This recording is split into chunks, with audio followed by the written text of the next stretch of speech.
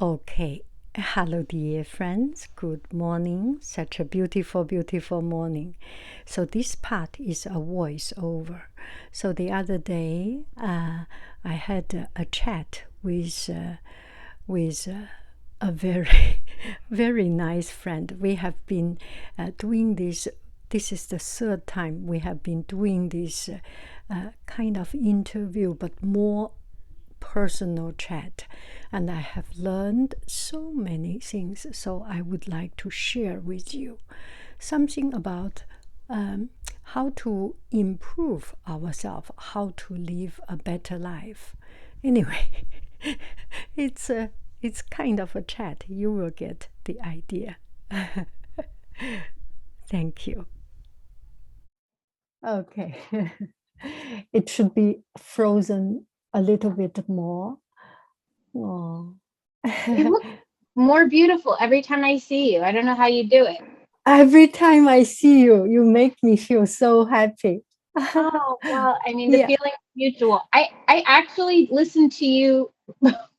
I'm so embarrassed. I listened to you just a few hours ago before I took my nap. That's how I relax. Oh, I saw your picture. Without glasses, you look different. Yeah. What picture? Do you remember which one it was? On Facebook, your picture. Ah, No, yeah. on Instagram. Yes, you look It's different. Yes. it's because of the screen and the Yeah. light.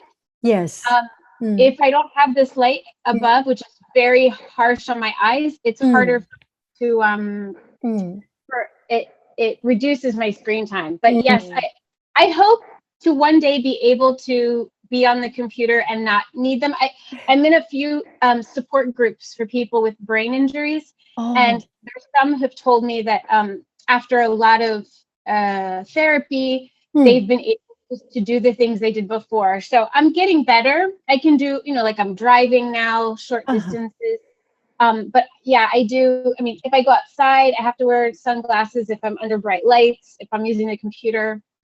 It's just part of my everyday. But yeah, I haven't worn my contacts in quite a while, but I miss them, but sometimes it's just a hassle when I want to go out and I have to think, do I have my sunglasses? So I just usually just wear these to make it easier. Are you That's recording? Yes, I am Oh, that was recording. so fast. Okay. Yeah, that's so Right. interesting. That's so interesting. Every part of our experience can give us a new perspective on life, right? Yeah. Yeah. Um, my I was sensitive before Mm, with my five senses, mm, very sensitive to sound, mm. odor. Oh, I've always been someone that usually smells things before anyone else in the room does. mm, So my injury seemed to make those senses more intense. mm. So it I turn off my phone a lot. I Oh, turn the volume down because yeah, the sound of the text, what's it called, alert, yeah, and the ringing sometimes is too yes. much for me, and that was um before my injury. So I turn my volume off, which means I don't know where my phone is a lot because I can't hear it ring. But yeah, I'm just a sensitive person. I've always been that way, so it hasn't Wow, changed that that much. amplify everything. Yeah, there's I looked it up. When you're very sensitive to sound, I don't know if I'm pronouncing it correctly. I think it's called misophonia, Mhm. misophonia, Yeah.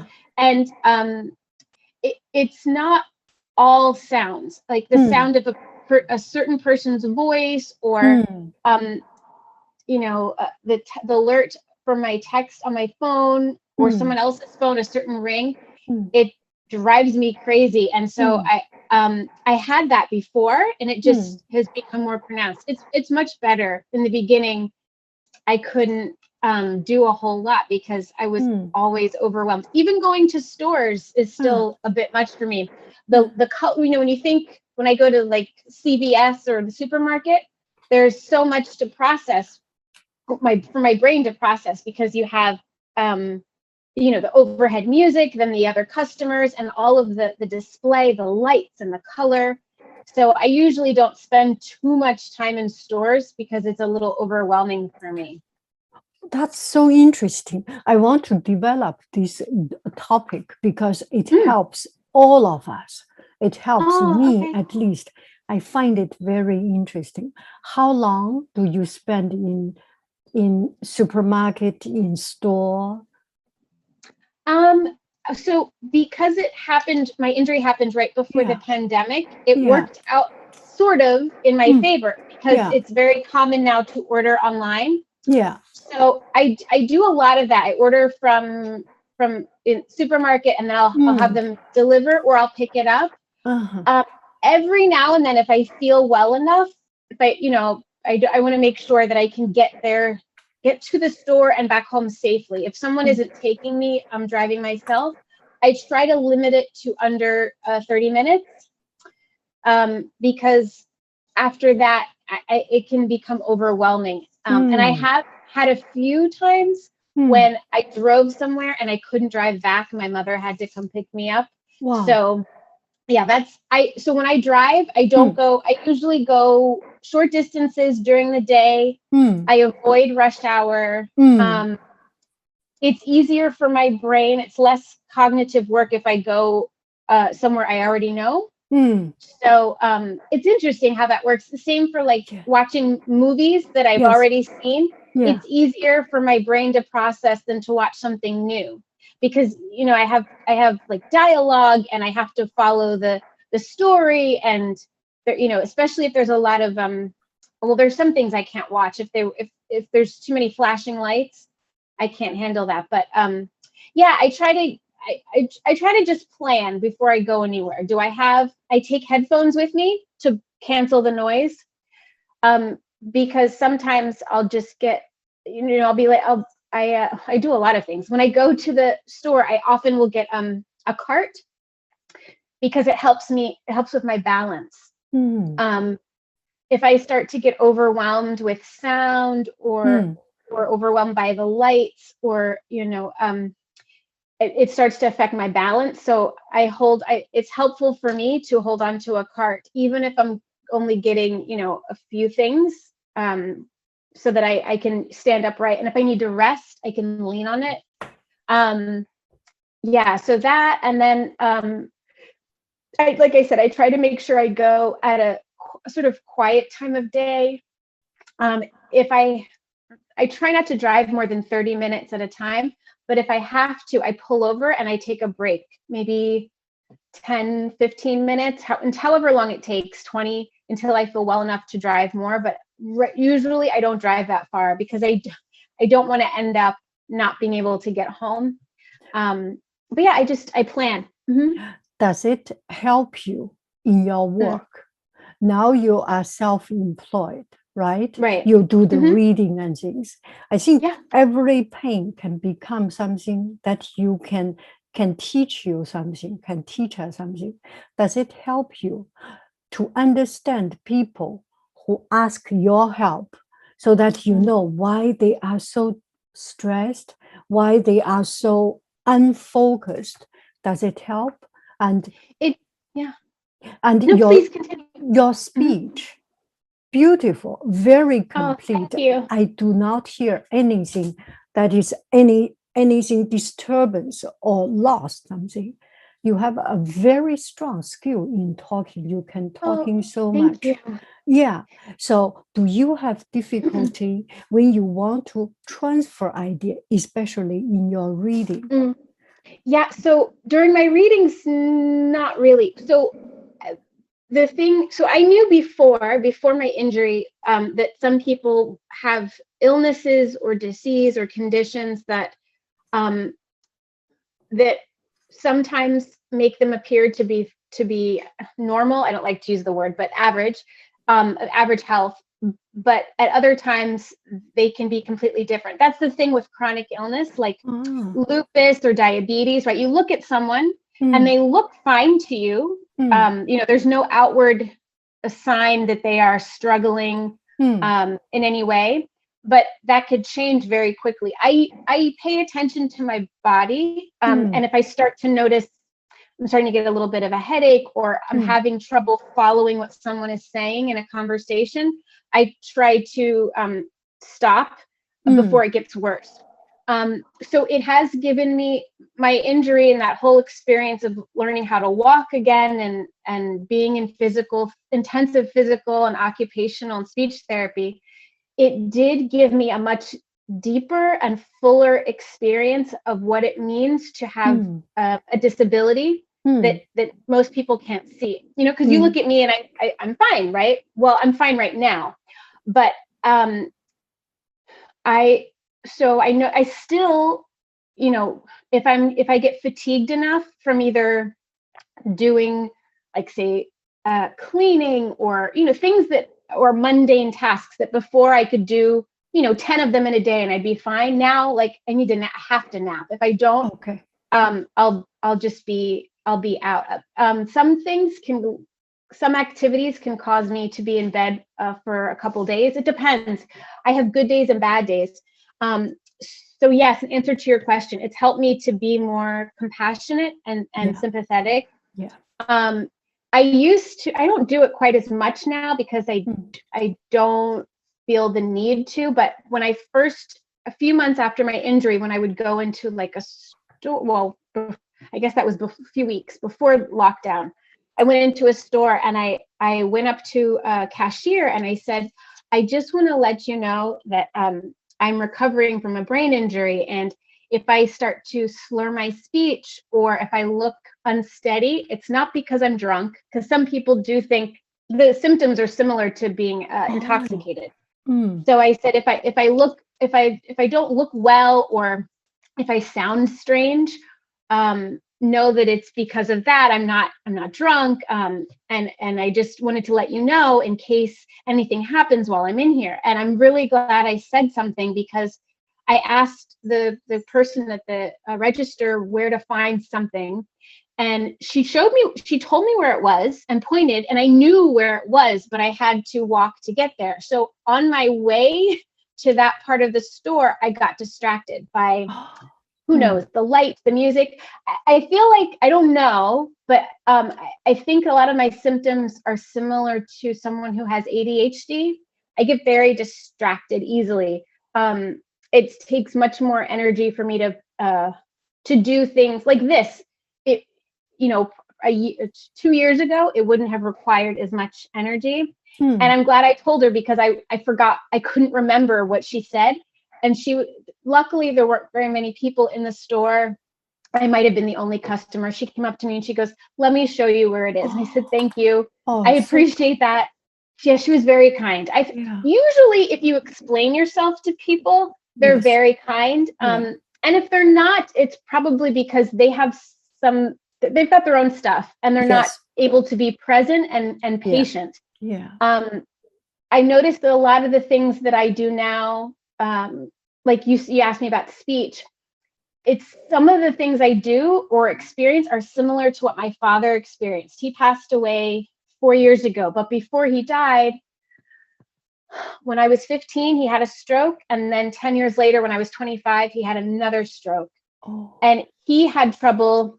It's interesting the way the brain works, because you never know exactly when you have a brain injury or a stroke or something that causes distress to the brain, how it will manifest. My father, I think I told you before, was a vocalist, and he was a pianist. He was classically trained. Beautiful.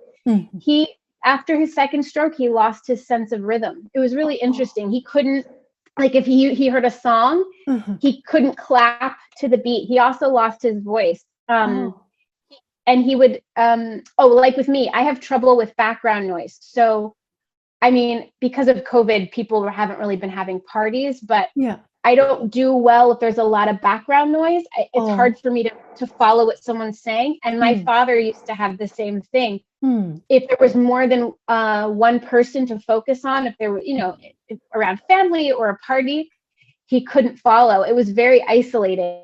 So I have a much deeper understanding for what he was experiencing.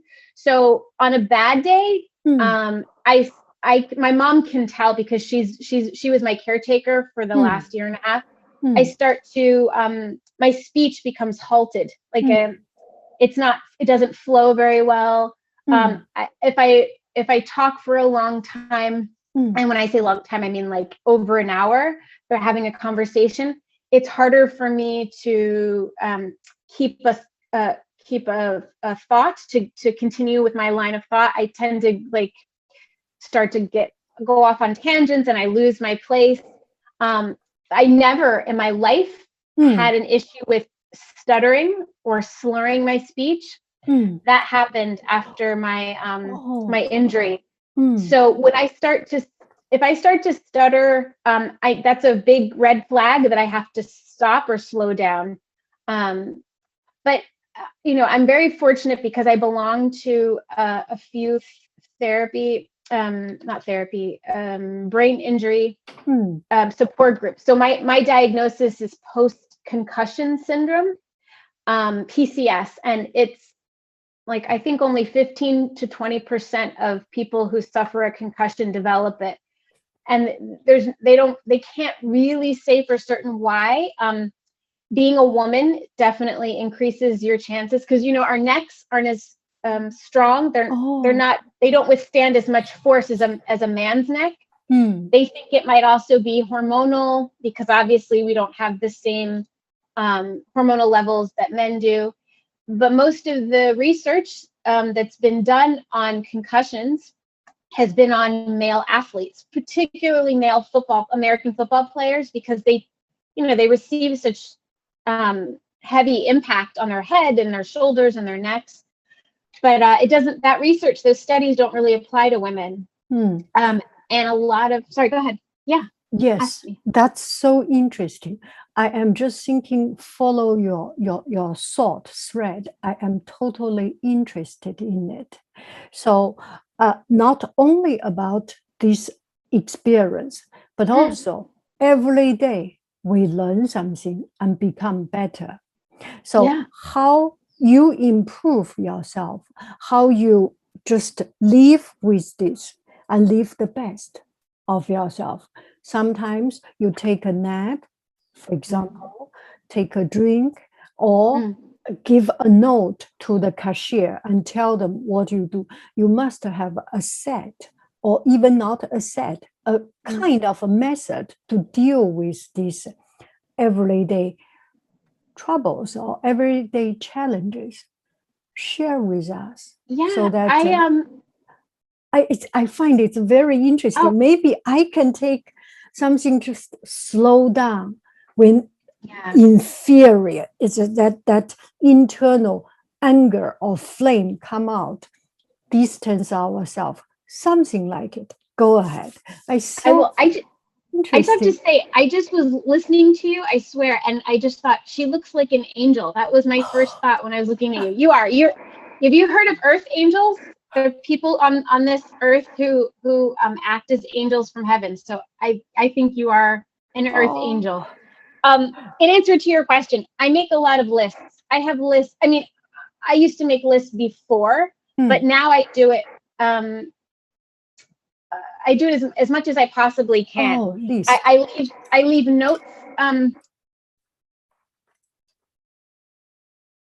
One moment. It stopped.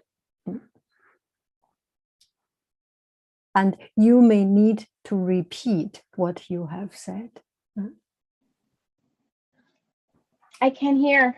Wait, can you hear me? It's okay. Good. Yes. I'm sorry. Please. What were you saying? I lost you. Now it's back. Oh, okay. You can re-say what you have said. So I use the back of the front door a lot. I put up notes, like don't forget this, or remember to take this. We at the beginning of the pandemic, I would put a list of all the things you had to take out of the house: your phone, mask, hand sanitizer, keys. But I kept it up because I think we both need it. Oh, that's a good idea. Yeah. Yeah, my mom is. I think we both benefited from it. Yeah, checklist. I put a lot of alarms on my phone, a lot. I use my iPhone a lot. I talk to Siri. Yeah. Hey Siri, remind me to call Haiying, or remind me to write whatever at tomorrow at 9:30. So that helps. Oh. I'm a big film buff, and I like to read a lot. Those two things, it was really devastating in the beginning because I couldn't watch more than about 10 or 15 minutes of video, and I even now I can't read like I did before. I do read, but it's controlled. So today I actually read an article.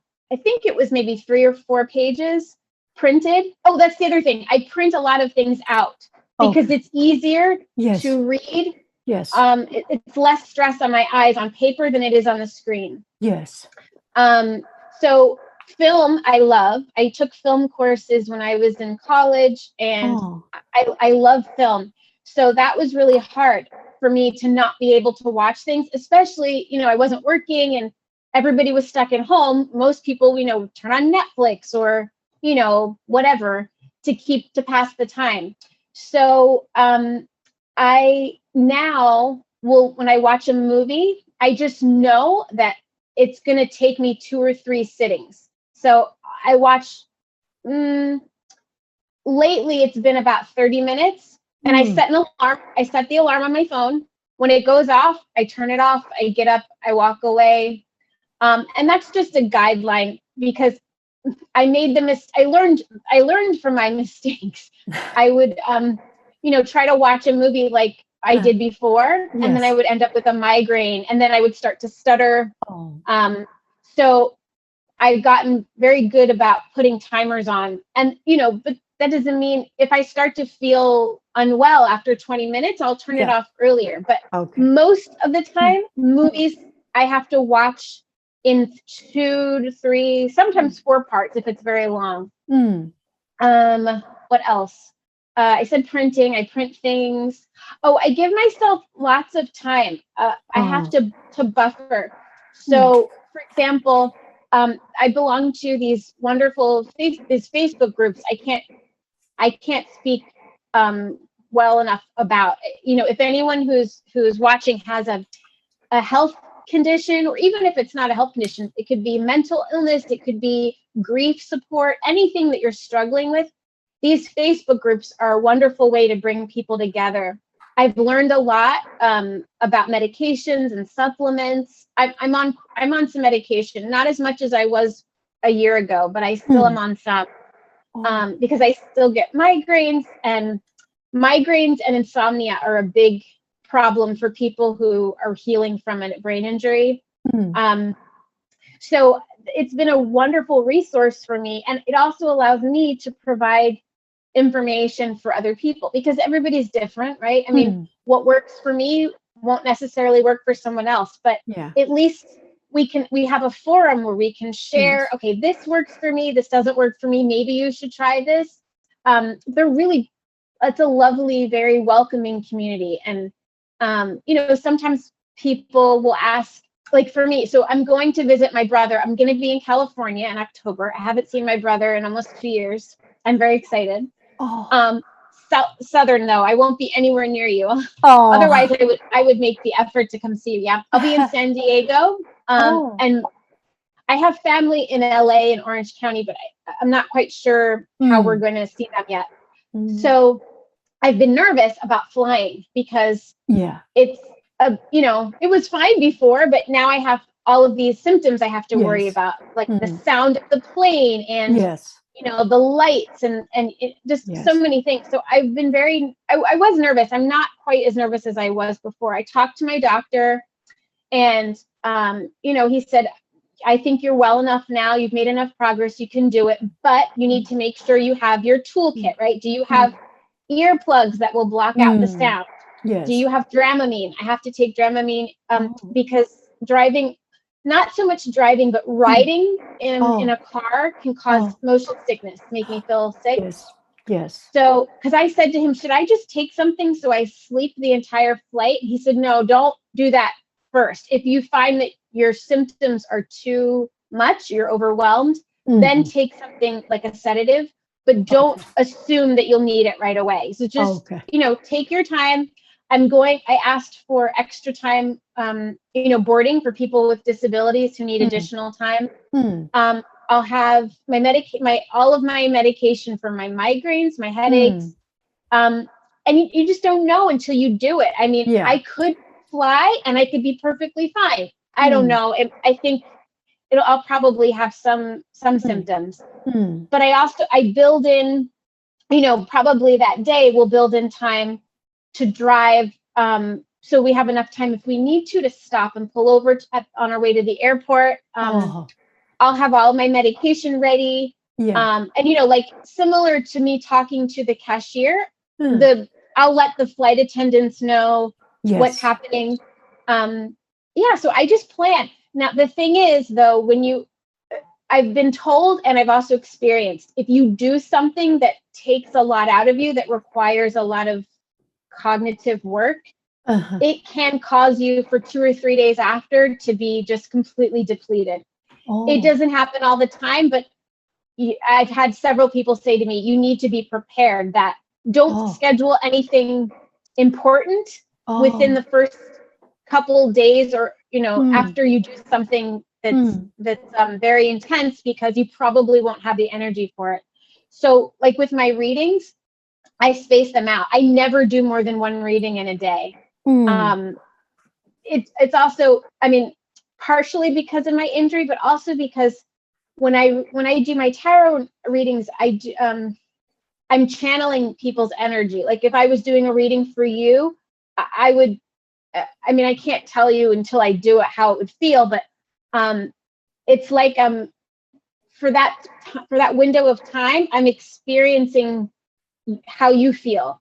So I don't always know, like I just say what comes to me, because I have people tell me, how would you know that? Or, they're excited because I said something that someone said to them 5 years ago, or how did you know that's my favorite number, or my favorite color? It just comes. But it's also very draining. I have another reader friend I'm very close to, and she said, I would rather do 10 general readings on YouTube for zodiac signs in one day than to do a personal reading every day. It's just much more draining. So I'll do readings, maybe one, and then I take a rest for a couple of days and then do another. So I use the tools that I've been given. Some of them I just instinctively knew to do. Other things I learned from being in physical therapy. Physical therapy, occupational, and speech. I learned something from each of those things. I hope I answered your question. I'm sorry. I feel like I'm rambling. So interesting. So it's good to let the thought flow. Okay, I just want to learn. I am interested in every life, everything. So there is something I didn't expect, but you come out so many new things. We already know checklists and things, but you bring it up. It's so clear now, and it's reinforcing. I do. Sorry, go ahead. You have any question or something? Oh, I always have questions for you. Okay. I always. Oh, sorry. There's one more thing I wanted to say. I feel like my experience recovering from my injury has made me more compassionate towards older people. Because things like memory, my mom won't be happy for me to say this, but she's going to be 75 this year. And, the human brain doesn't generally speaking, it ages. So I notice, talking to family members of mine who are over a certain age, that they notice that they have more trouble remembering things. So it's made me much more compassionate about that. If a family member is forgetful or they have certain struggles, I'm much more understanding and I think patient, because I have the same struggles as they do. So that's, we're all getting older. So That's so kind. That's so But kind. so what was I going to say? Oh, okay. So I wanted to know. So I mentioned earlier that I did Yes. often when I need to rest, I listen to you on my headphones before I fall asleep, and it just relaxes me so much. So I wrote, "You relax so many people with the sound of your voice. How do you, Haiying, how do you relax and unwind? Do you listen to ASMR?" No, I do not Yeah. listen. I cannot listen to that strange sound.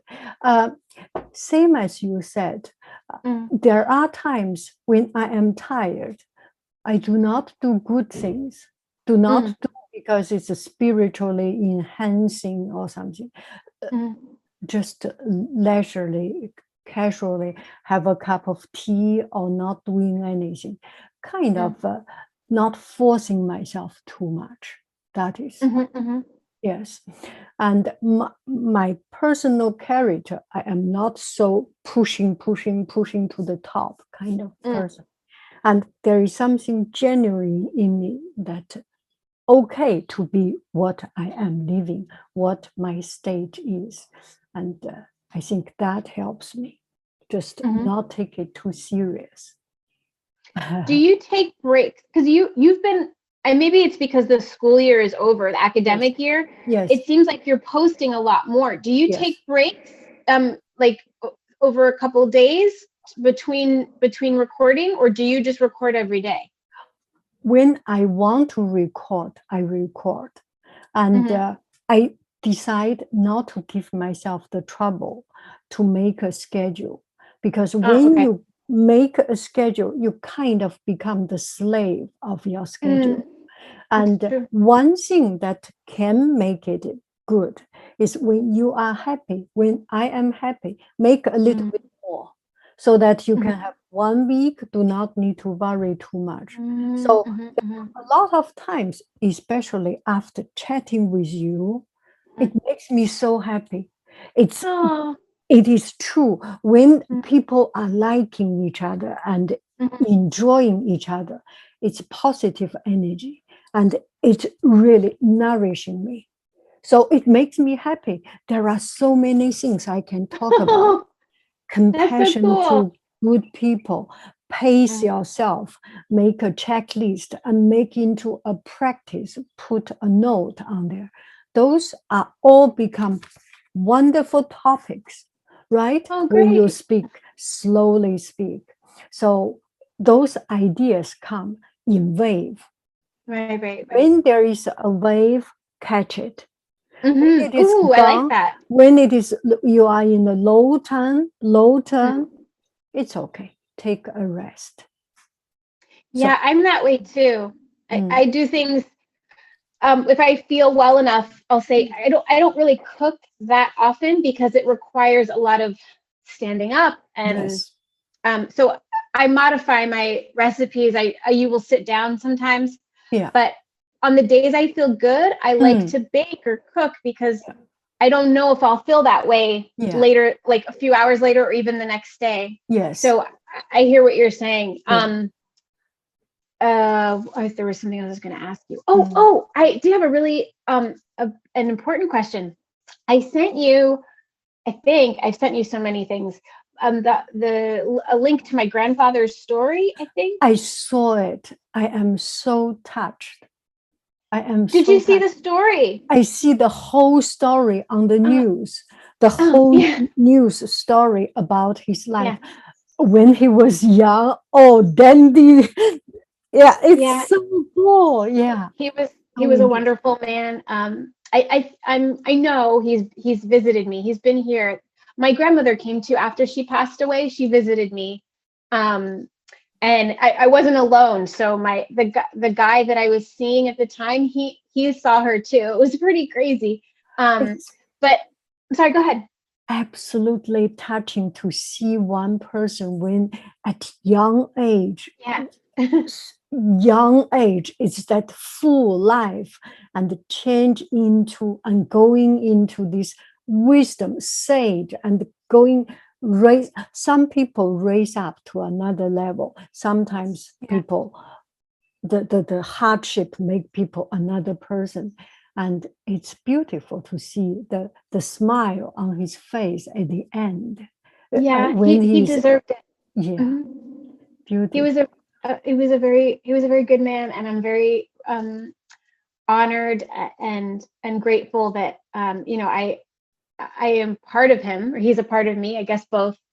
He's me and I am him. But Your family did the right thing to get oh, his name, to get his everything settled. He could be in peace. This is thank you so much. wonderful. Yeah, I think that was really the only thing he needed. Yes. You know, he missed my grandmother. They were married Yes. for 71 years. Yes. And she passed 5 years ago. So I think that was the last, you know, little piece of the puzzle that he needed to be at rest and peace. But I wanted to ask you, have you or any of your family members, have you ever done any genealogical research? Like, have you purchased 23andMe or any of those other DNA services? Have you done that? I have not yet done it. And that question I thought a lot. I have one friend. He works in this the gene study pool, and I just thinking about it. So I didn't do it myself, and I want to leave something secret to be secret. Another thing about it is actually on the surface, Chinese and American, there is a lot of gene pools, but not enough Chinese gene pools. From our level, it's because Chinese is the government is control all things. Actually, in China, there is a lot of information about Chinese local, but it's not in the higher level so much exchange in the information. So if I test it here, it may not be very accurate because there is just not that enough information for particular Chinese. Okay. And if you are in the Caucasian American, here is already very well used, very well spread information is enough to validate yourself. So that is one of the reasons, but mostly it's personally, I have done so many bad things. I want to keep it a secret. Anyway, something, leave it secret. Yeah. Yeah. My uncle, I was just going to say, so my grandfather's youngest son, my mom's youngest brother, my uncle, he is a genealogist. He is actually, he's retired from his corporate career, but that's his passion. So we've learned quite a bit about,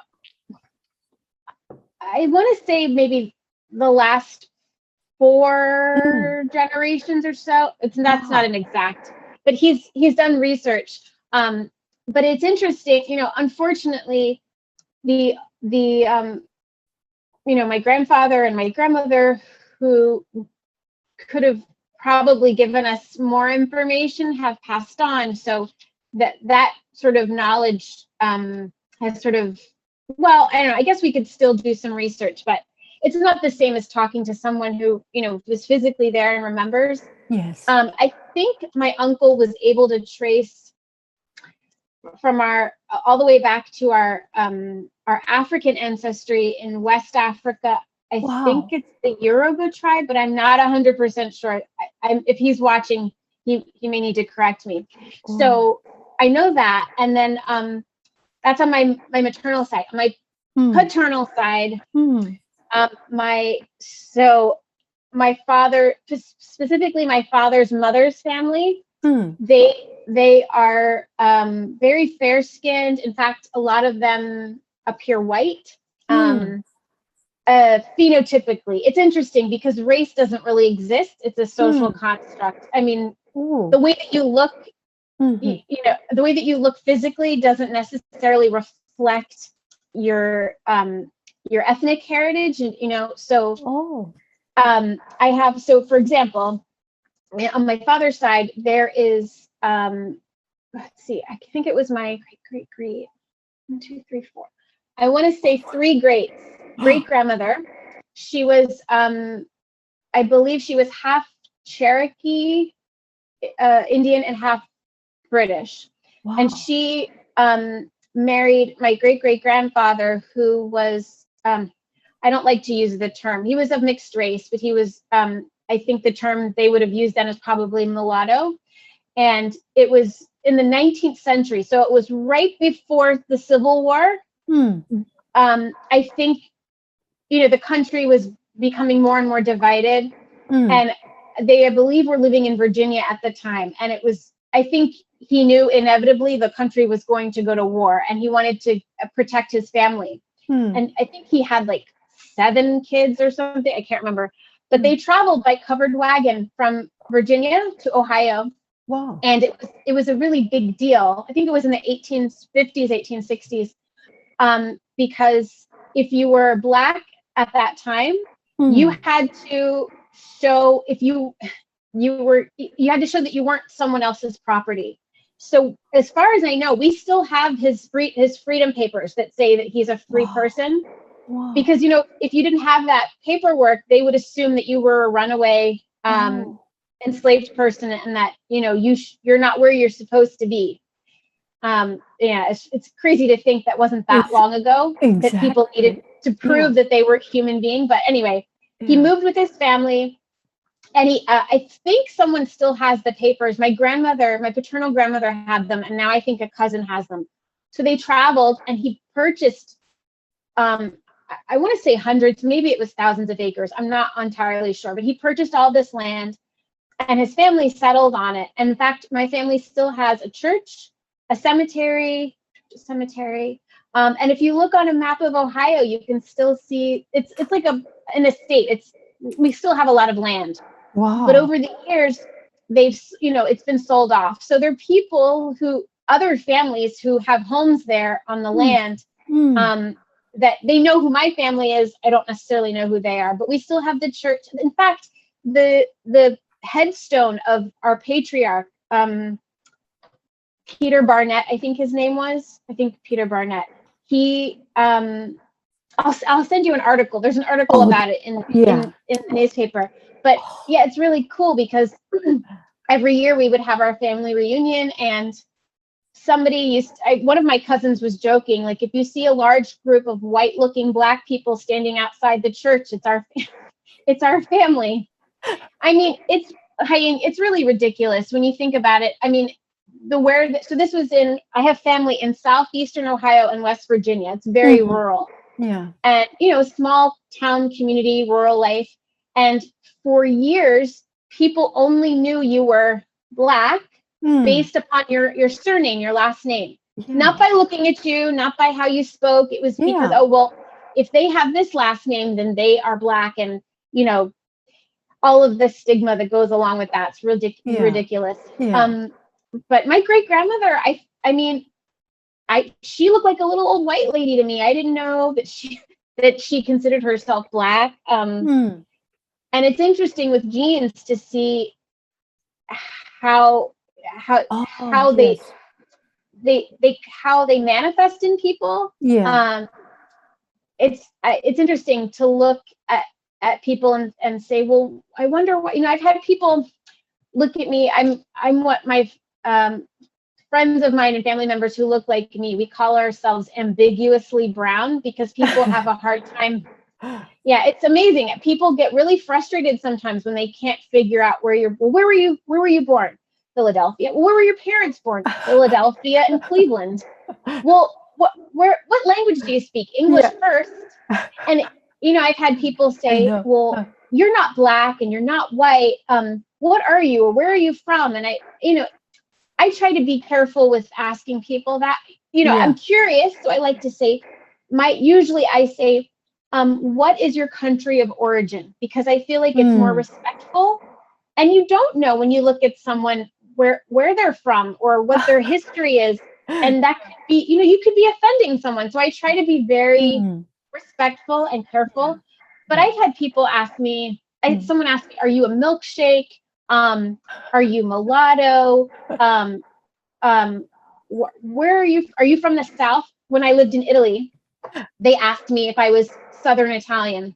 And, you know, because I speak other languages, people will make assumptions about that. So Yeah. it's pretty cool, but I'll send you the link. It's really awesome. So I've been trying to learn more. I mean, I'm very proud of all of my heritage, my African heritage, my Native heritage. Lately, I've been really focused on learning more about my Native ancestry. Wow. I think, well, in America, you know, it's a melting pot, so there's probably a lot more, but that I know of on my father's side, Cherokee, and on my mother's side, I believe Seminole.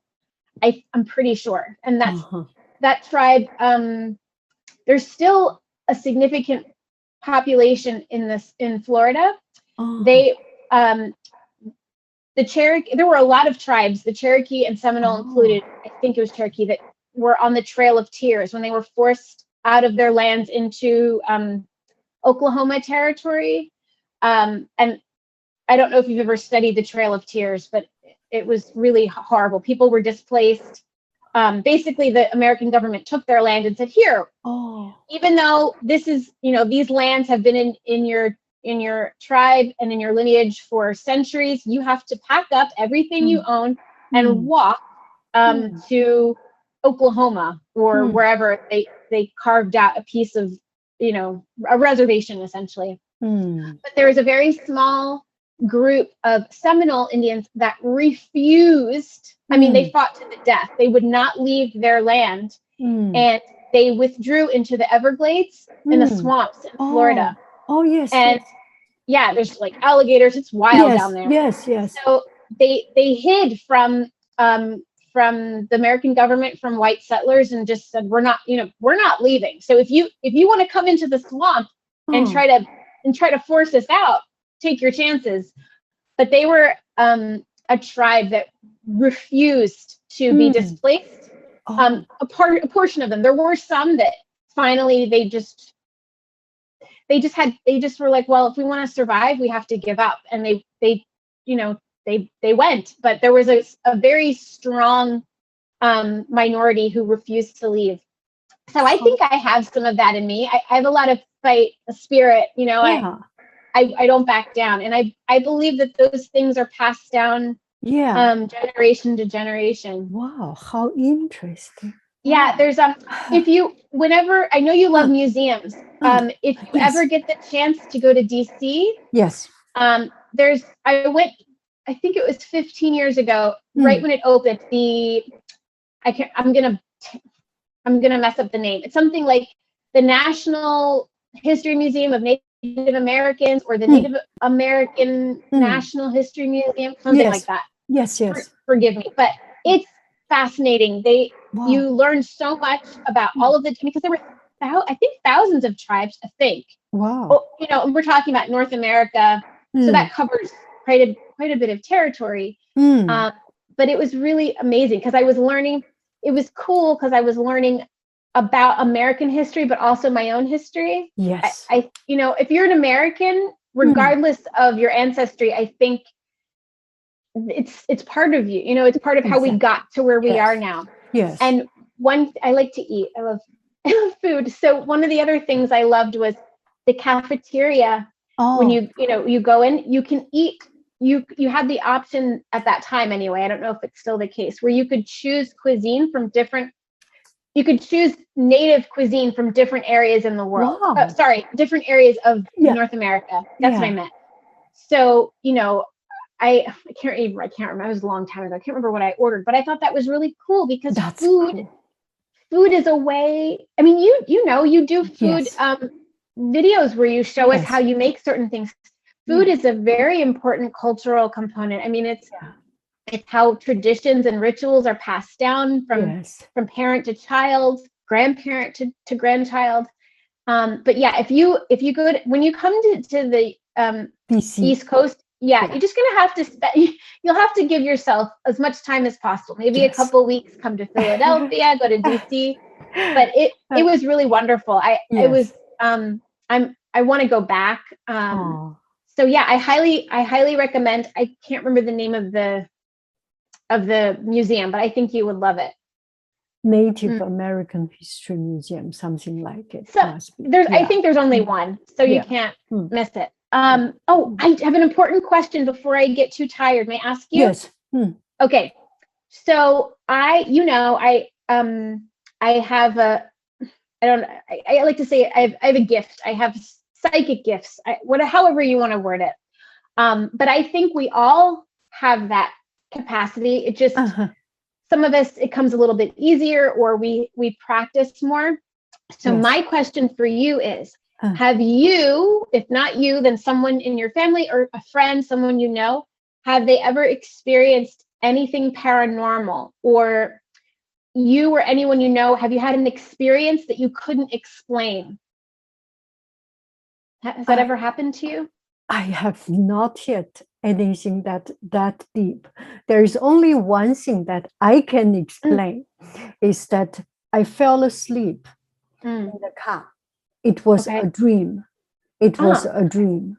Yeah. And I did have a car accident. Yeah. Wait, that was a dream. That was a dream in my dream.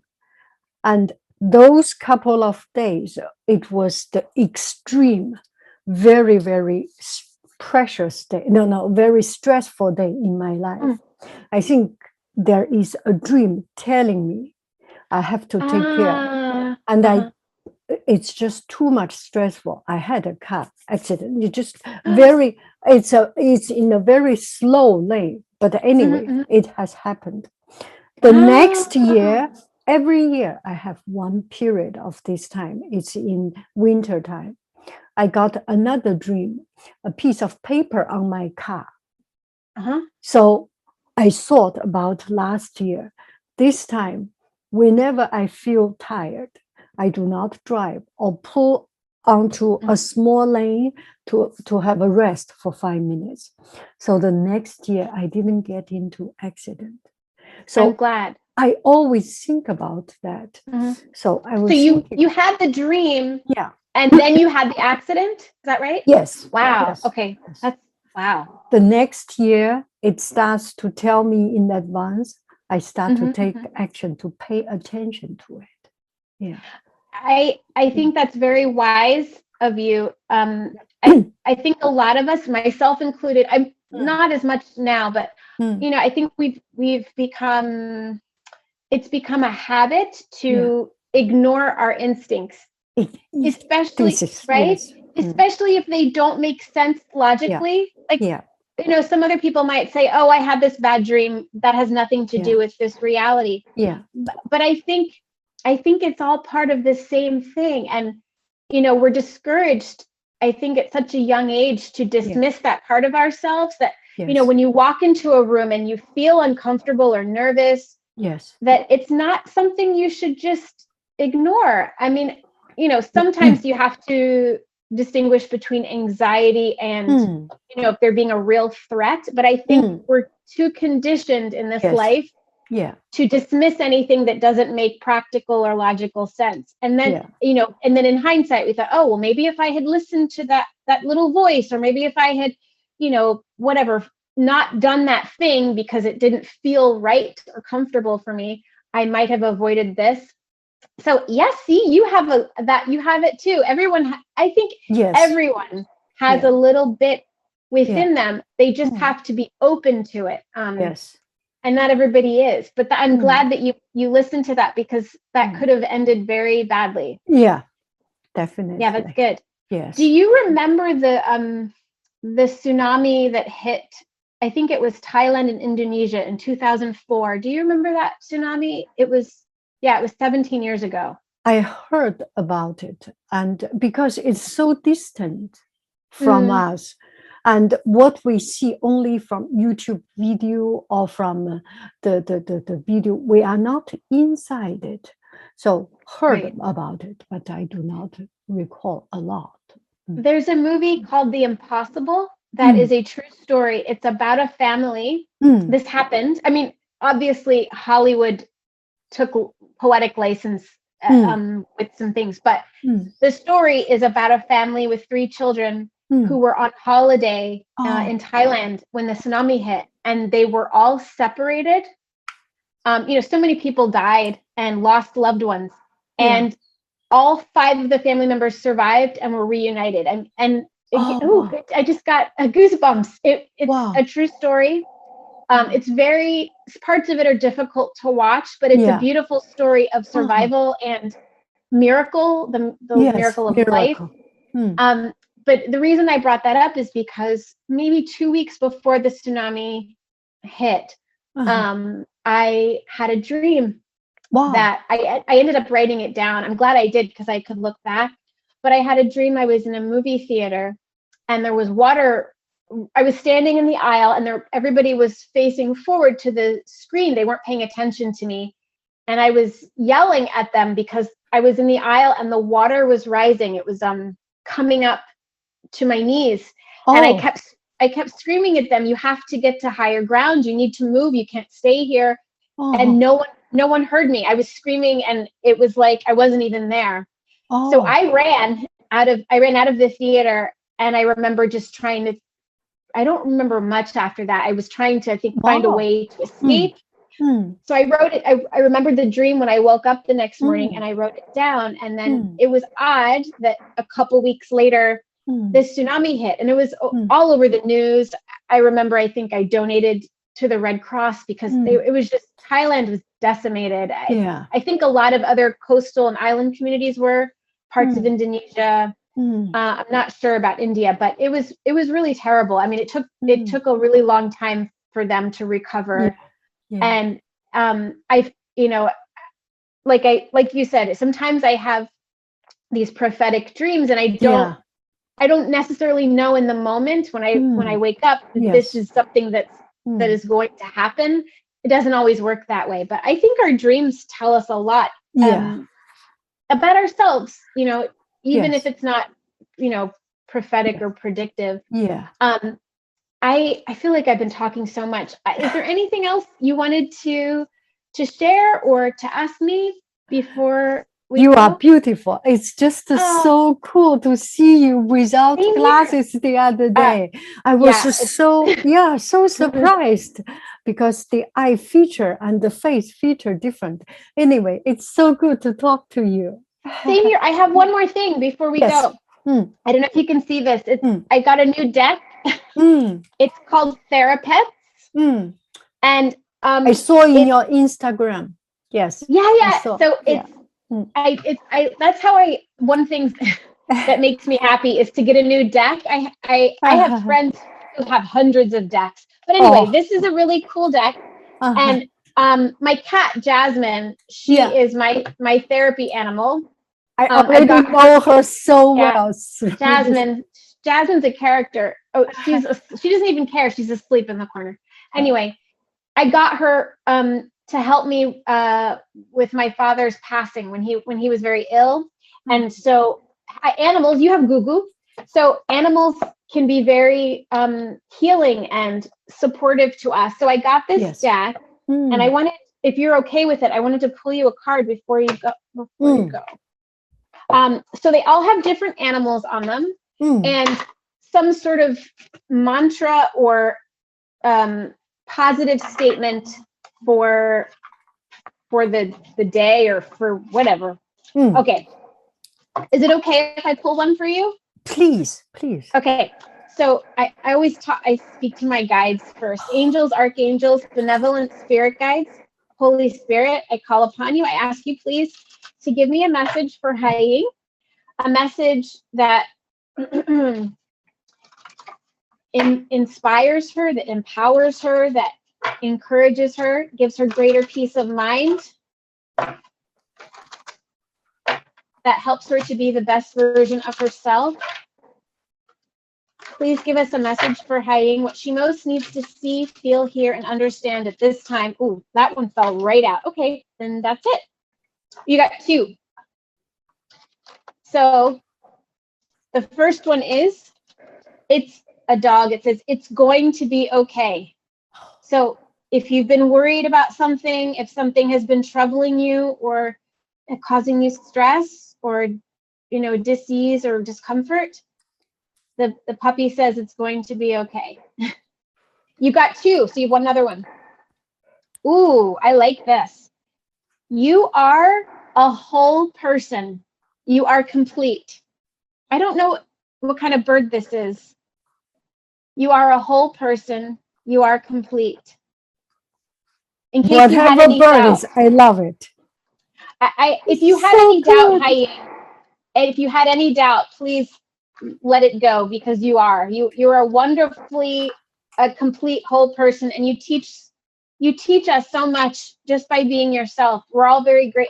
I think I can safely speak for anyone who's watching this or who follows you, that you are a powerful force of nature, and that we're all better because we know you. So thank you for letting me pull that for you. So sweet. It's my pleasure. I love you. I love you. Oh. I wish I could give you a hug, but I'll have to be patient. But it's always a pleasure to see your face, to hear your voice. You bring so much peace and joy to so many people, and that's a gift. I hope you know, on days when you're feeling discouraged or angry or exhausted, that you remember that, because it's true. I mean, I feel so blessed to know you and to have the time to speak with you. Thank you for making time for me. Thank you. Thank you. Thank you so much, Story. Thank you. Thank you. Oh, it was my pleasure. And, you know, I hope that we can continue to talk. And there's so much more I want to hear about you. I feel like I was talking too much. So my apologies. As idea comes, we will keep on doing this. This really benefit me so much. I'm just sitting here listening to you, and it's relaxing. I love it. I love it. That means a lot, because I listen to you to relax all the time. Yeah. I will, when we finish our call, I'll send you that article about my great grandmother and grandfather, the ones that migrated to Ohio from Virginia. Museum name. Oh yeah, and I'll give you the name of the museum. Yes. All of that. Yep. Yes. Okay. All right. It was my absolute pleasure. Thank you again. It really is such a gift to talk to you. Really. Thank you. Thank you. Have a good weekend. Okay. A bientôt. A bientôt. Au revoir. Au revoir.